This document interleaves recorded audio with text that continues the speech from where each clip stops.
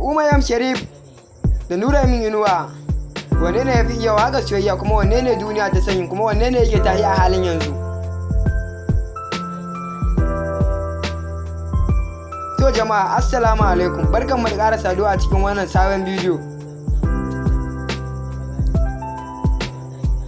Kamar yadda muka faɗa muku a farkon wannan bidiyo, za mu kawo muku ne takaitaccen mawaƙan nan guda biyu, watan Umar M Sharif da kuma Nura M Inuwa, wanne ne gwaninka a ciki? Idan muku manta ba, Nura M Inuwa ya daɗe yana taka rawar gani wajen waƙoƙi, tun da dai duk a cikin mawaƙa ma ba wanda yake iya bin salon Nura M Inuwa. Domin Nura M Inuwa ba ƙaramin mawaƙi ba ne, mawaƙi ne wanda ya kamata a jinjina masa sosai a ɓangaren waƙoƙin da yake yi. Tunda har yanzu a ɓangaren arewacinmu ba samu wanda yake fitar da Hausa a kalamai irin nahi ba a waƙa. Kuma bayan haka, kamar yadda kuka sani, Umar M Sharif mawaƙi ne shi ma da ya tashe sosai ta yanda ba taɓa tunanin zai yi ba. Cikin iya da Allah da ikon Allah ya ɗaga shi. Kuma yanzu gashi nan, har yanzu ina kan tashen shi.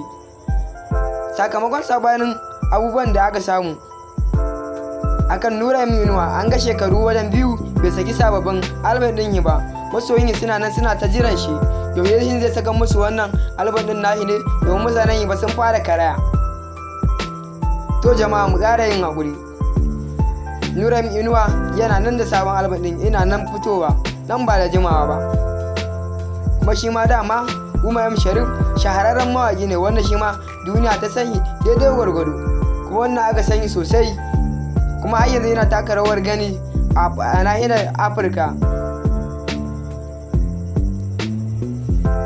To jama'a, za ku iya gaya mana gwaninka a cikin wannan mawaƙa guda biyu, Umar M Sharif da kuma Nura M Inuwa? Za ka iya rubuta mana a comment ka faɗa mana waye ne ya fi burge ka, kuma wanne ne gwaninka, kuma wanne ne ya fi iya salon waƙar soyayya a cikin wannan mawaƙa guda biyu. To dan uwa, idan yau ne farkon shigo ka wannan tasha ta Arewa Zone Hausa TV, ka taimaka ka danna mana alamar subscribe, kuma ka taimaka ka danna mana alamar liking, domin haka shine yake ƙara ba mu ƙarfin gwiwa sosai wajen kawo muku wannan bidiyoyi. Mun gode sosai, mu haɗu a wani sabon shiri na gaba.